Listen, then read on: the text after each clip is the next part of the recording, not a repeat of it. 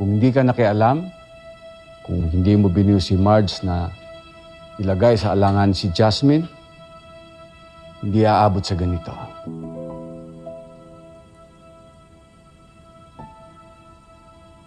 Ako pa rin?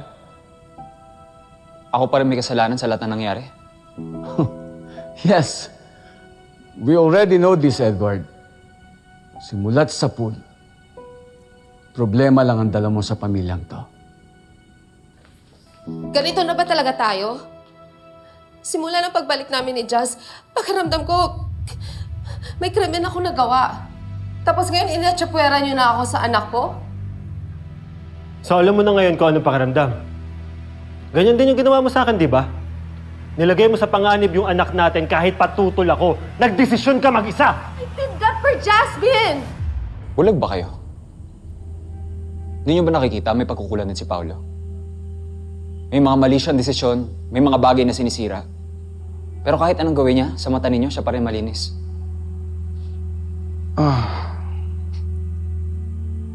Oo. Dahil pag samasamahin man ang pagkakamali ni Paolo, di pa rin papantay sa dami ng kapalpakan mo.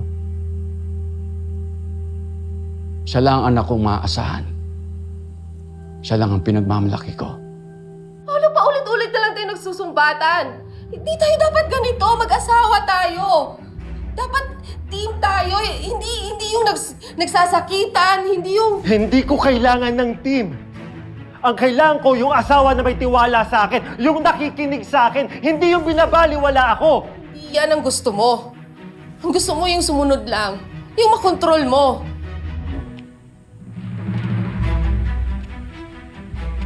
Ikaw?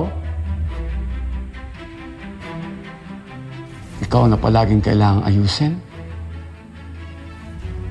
Palaging may dahilan? Palaging may problema? So kahit anong gawin ko, hindi sapat sa inyo.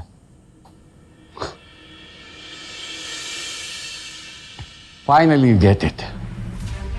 Pinatira lang kita ulit dito. Dahil sa apo ko. Kung wala si Ashley, wala ka rin dito. The hell do I care about you? Hindi ito tungkol sa kontrol. Talaga? Eh, bakit inalisan mo ako ng say sa pag-aalaga ng anak natin? Wala ka na ba talagang tiwala sa akin? Ikaw pa ba yan? Kahit mawala ka pa. O kahit ipaligpit ka pa ng mga taong pinagkakautangan mo. Wala akong pakialam. Walang mawawala sa akin. It would be a good riddance.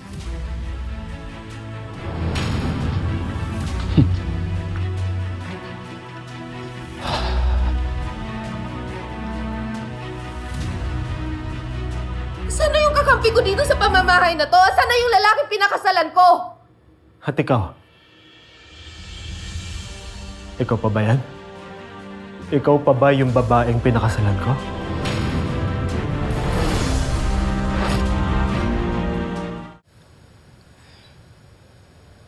Hi. Daisy, iwan mo muna kami ni Jasmine. Thank you.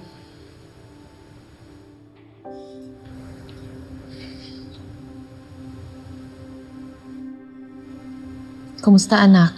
Magkasundo ba kayo? She's alright, Mom. That's good. At least may mag-aalaga sa'yo dito sa bahay na pinagkakatiwalaan nilang lahat. Ma, don't say that. Oh, don't worry. Pupunta pa rin ako dito kung kailangan.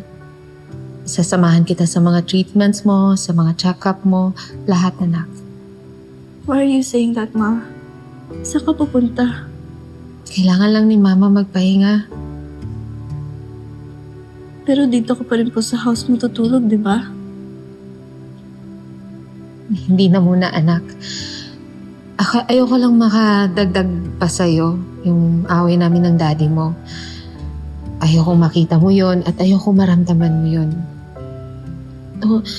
Araw-araw ako magvi-video call sa'yo. Promise, pupunta pa rin ako dito. I-check kita. At ako pa rin ang mama mo. Hindi magbabago yun.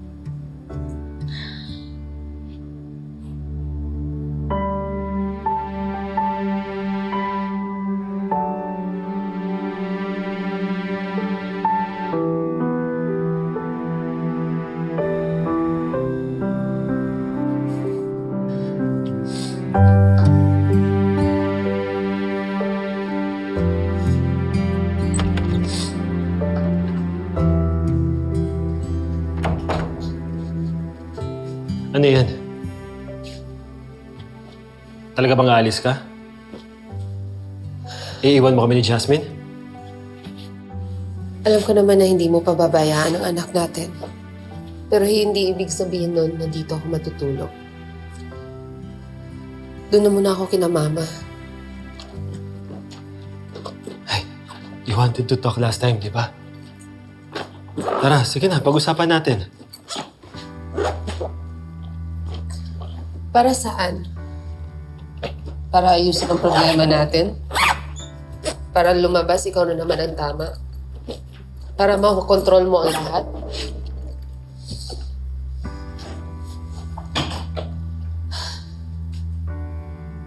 Wala na akong lakas makipagtalo sa'yo. Na parang i-handle mo na parang issue mo sa kumpanya. Lalo na lahat ng tao dito pinamukha sa akin na wala akong silbi. Wala akong boses.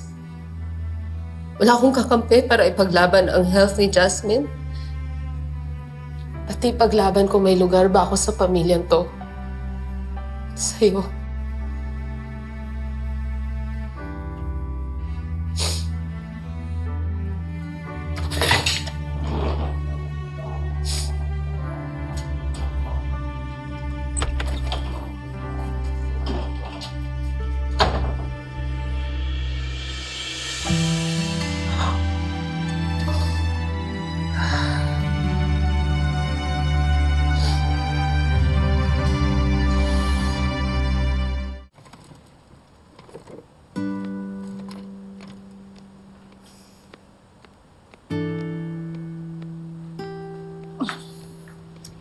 For good na ba yung pag-alis mo, Marge?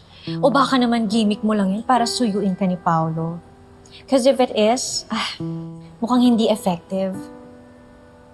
Kada ba wag mo akong sabayan ngayon? Ang dami kong iniisip. I'm just saying. I mean, kapag inumpisahan mo na, panindigan mo na. If I were you, once you get out of that door, huwag ka nang bumalik. Because let's face it, hindi na talaga mare-repair ang marriage niya ni Paolo. And in fact, mas makakabuti pa kay Jasmine pag tuluyan na kayo maghiwalay. Aalis ako para makapag-isip. Hindi ibig sabihin nun, i-give up ko na yung marriage pati family ko. Sure ka ba?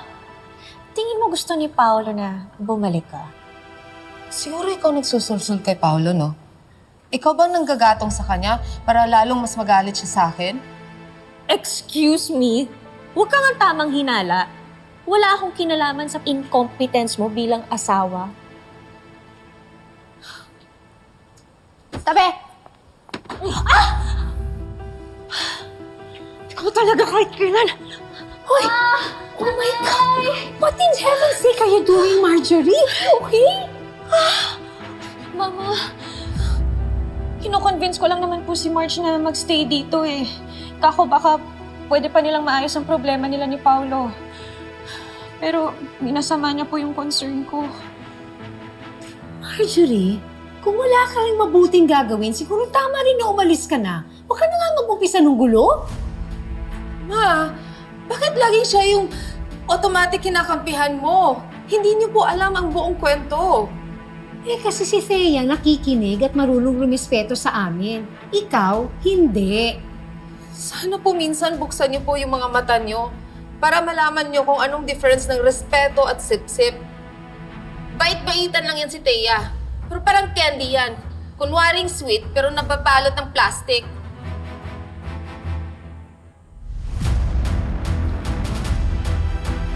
Okay. Ay, naku. pa gustong gawin natin, ha? Sakit mo dito ako. Kasi? Mapayag na ako. Great. Great decision. What made you change your mind? My dad, he never treated me like family. Sa mata niya, lahat ng gawin ng kapatid ko, si Paolo pa rin ang perpekto. And I want to prove to them that he's wrong. Totoo nga ang chismis. Your real wife is the Sofis. Ang problema kasi, Marge, pareho kayong nasaktan. Pareho kayong may bitbit na sama ng loob. Kung minsan sa isang relasyon, kailangan merong umunawa, hindi para magpatalo, hindi para matapos na ang sakit. Hindi ako tulad ng asawa mo na kaya kang baliwalain. Alam mo na ibang iba pa sa kanya. Siguro nga, tama ka, Ma. May kasalanan ako. Ayoko maranasan ni Jasmine yung na-experience ko noon. Yung masira ang pamilya. Paayusin ko to. Kapag ayaw na natin pareho, we could just stop. You know what? Why and something